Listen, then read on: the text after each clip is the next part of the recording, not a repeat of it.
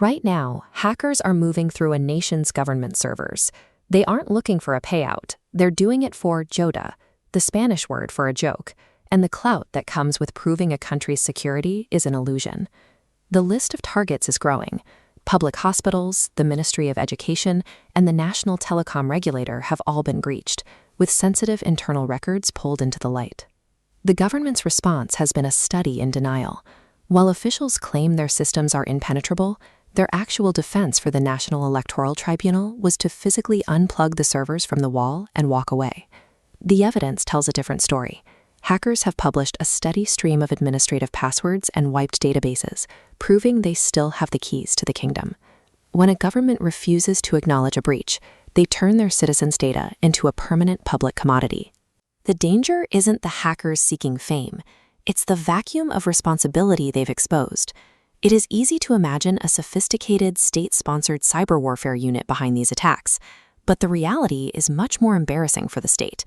This shows a basic SQL injection. Attackers type malicious commands into a standard login bar. The archaic system accepts them as legitimate, opening the vault. These aren't master hackers.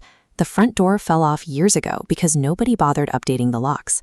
Guatemala's digital infrastructure is governed by laws written in 1994. The country is attempting to defend modern networks using a legal framework designed for the era of Windows 3.1. There is no national cybersecurity agency or dedicated center for incident response. Security is often left to IT staff, who are treated like cable maintenance workers rather than architects of national defense. When a government treats digital infrastructure as an afterthought, they build a state that is vulnerable by design. To manage the public fallout, the state relies on cosmetic fixes. They fire low-level employees or put up maintenance screens to hide the fact that data extraction is already complete. Experts tracking these leaks see the real timeline. These databases have been sold and traded on the dark web since 2019, meaning the information was burnt years before the public ever saw a maintenance screen. Patching a website today does nothing to protect the records that have already been commodified. It is a public relations stunt disguised as security. What happens when a country remains a permanent sandbox for hackers to play in? The first consequence is economic extortion. Criminal groups target agencies they know won't patch their systems, deploying ransomware that freezes public services until a massive payout is made. This recently happened to one of the country's largest telecom providers. A ransomware strike paralyzed their systems for 2 months, leaving millions of people without service, while the attackers siphoned off revenue.